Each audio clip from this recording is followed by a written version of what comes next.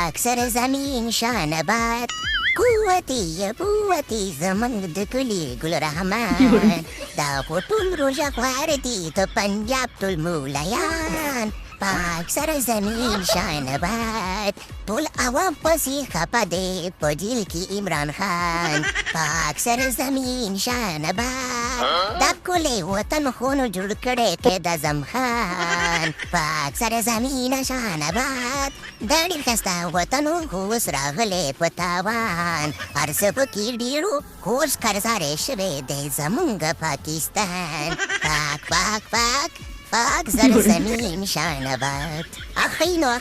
حالا دومره خراب دي چې د پاکستان په هغه قومي ترانه کې هم خوند نشته دی او خوند ترې نه تللی دی دا تاسو چل کړی دی و جمیله طارق جمیله او شهباز شریفه او نواز شریفه دا تاسو کومې ډرامې شروع کړي دي اوس به درته ووایم ای د ادم بابا بیګم راته په خوب کې راغلی ولي او په دې خوله کې دې راته لارې واچولې خپلې د خولې لارې یې په دې خوله کې واچولې او راته دې ویلې چې د پاکستان دغه ترانه باید بدله شي نو واقع د اعظم بابا موږ اوس څه وکړو ای مرداره ورځې تا ته د هلکانو شوقي ښکارمه چې زه به تا ته په خوله کې خپلې لارې در اچومه بې شرمه خوله سمه خوځوه زه خپله په خوب باندې قلارې وده یم دومره روزګار نه یم چې تا ته په خوب کې درشمه دا ته ریشخند دې وایي سم که ګوره داسې خبرې بیا ونه کړي او که نه ورته د اعظم بابا زمونږ په پاکستان باندې تعویض شوی دی که نه د امریکا نه زمونږ وزیران او پاچایان او پریم منسټران ټول راډیپورټ شول ورته د اعظم بابا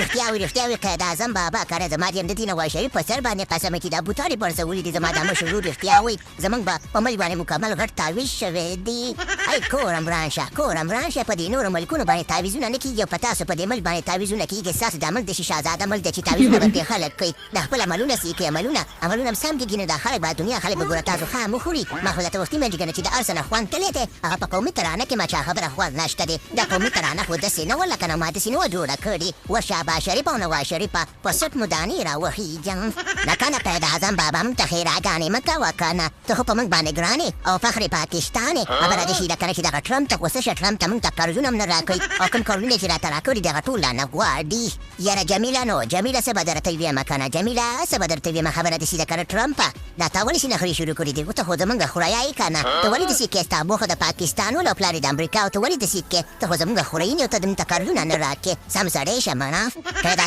اعظمه ما به نه چېړې زه په موټ کې ناست یم په موټ کې زه ستاسو د دې خبرې نه خوند اخلمه څومره ښایسته ګرمه هوا ده موسم ماشاءالله ډېر ښایسته هر پر موسم دی ما به نه چېړې نن به مې نه چېړې سبا به ګپ لګو یاره ما بد کړي چې د خپل ځینه راپاسېدلی یم ما خو درته مخکې مې چې د هر څه نه خوند تللی دی دا وګوره ټرمپ هم زموږ په خبرو باندې غوږ نه ګرئ دې چل دی که نه چې زه خپل دي ته ځان رسومه او تاسو پوه شئ او دنیا پوه شئ او که نه ما ګوره بیا ونه چېړئ پروګرام تو ور دایان